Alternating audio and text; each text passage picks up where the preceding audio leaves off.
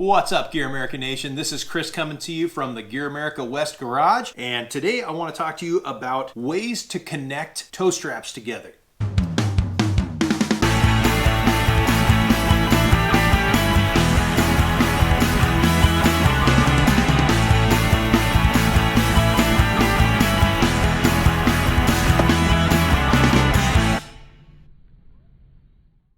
I get a lot of questions from you guys. Sometimes people leave comments, sometimes people email me, and by all means, if you have a question about anything, feel free to email me at chris@GearAmerica.com. That's what I'm here for.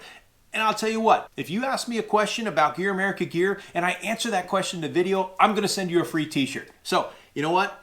This came to me in a question on my email, so I'm going to do that for this person. Let's take a look at different methods of connecting toe straps together. Why would you connect toe straps together? Well, lots of reasons, but the most obvious reasons are, say you've got a buddy that's stuck in the mud and he's 30 feet down into a mud hole and the only solid ground you have is about 45 feet away. Well, I've got a 20-foot toe strap and a 15-foot tree saver and another 20-foot toe strap.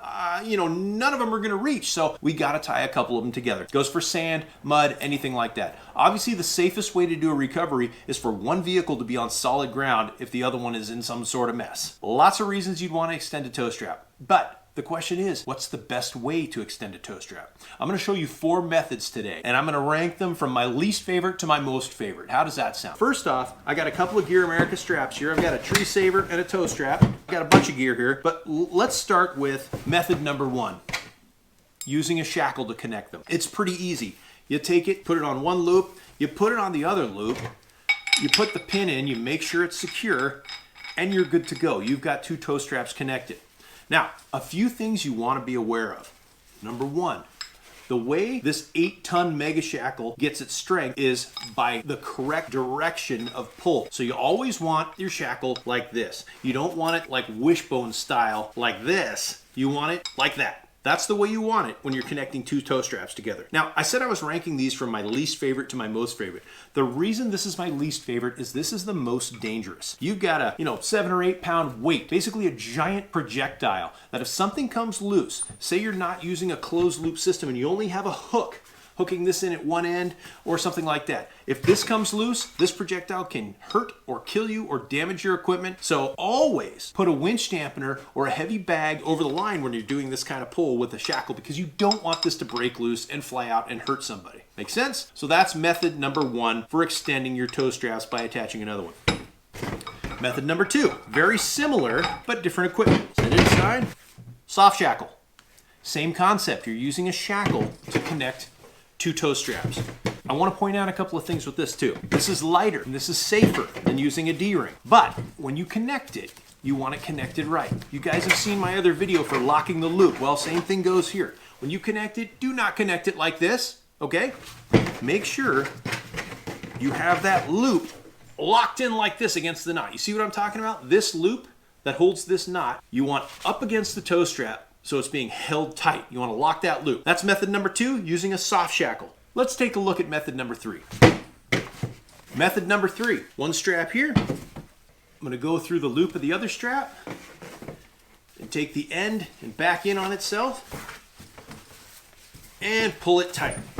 It makes kind of like a fist. So you've got one loop that's pretty open right here, and the other loop is doubled back on itself and locked into place, just like that. These last 2 methods, I'm gonna tell you, if you use this technique and you pull it super tight, that's a knot that's not gonna come undone. A knot that's pretty funny. I'm gonna show you one thing when you get to method number 4. That's method number 3. Let me show you method number 4. This is my personal favorite. It's strong, it's safe, and it is a great connection. All right, loop number 1, loop number 2. Okay, I'm going to take loop number 2 and I'm just going to put it over loop number 1 like this, right? Then I'm going to take the other end of it and I'm going to feed it through the loop. And what that's going to do is that's going to create a figure 8, just like that. You see that? So you've got this figure 8, right? Like I said, this is going to pull really tight when you've got it connected to a couple of vehicles. So what's going to happen? Well, that knot's never going to come undone. That's what's going to happen, especially if it's wet and that knot gets pulled super tight. So how do you avoid making your nice long toe strap permanent? Well, grab a glove, grab a t-shirt, grab a rolled up magazine, anything. And you're going to want to take that and put it in the center of the knot. That way, when it pulls it tight, you've got something that's going to have a little give in there. Worst case scenario, you got to cut this glove out, but you don't have to cut your rope. Put something in there. Like I said, a rolled up magazine, rolled up newspaper, a glove, t-shirt, rag, anything. Just keep it in the middle there. That way you're going to have something that's going to have a little give when you need to pry it out and get those ropes undone. So there you have it. There's 4 methods to connecting toe straps together and extending your toe strap for those long pulls. And like I said, if you guys have any questions on Gear America gear, tips and tricks, methods, anything like that, shoot me an email. My email is chris@gearamerica.com. I'm putting it right there. I'm also going to put it in the description below. And if I use your idea on film, I'm going to send you a t-shirt. What could be better than that? And if you have any questions, comments, or concerns, you can leave them below. So comment below, send me an email, whichever way. I'm here for you guys. And do me a favor. Hit that like, hit that subscribe, and ring that bell. That way you'll be the first one notified when we have new videos coming out with different tips and tricks, epic adventures, Gear America recoveries, tabletop tech specs, all kinds of good stuff coming from Gear America. So that's it for now. From the Gear America West Garage, this is Chris signing off. And as always, off-road smart and tread lightly.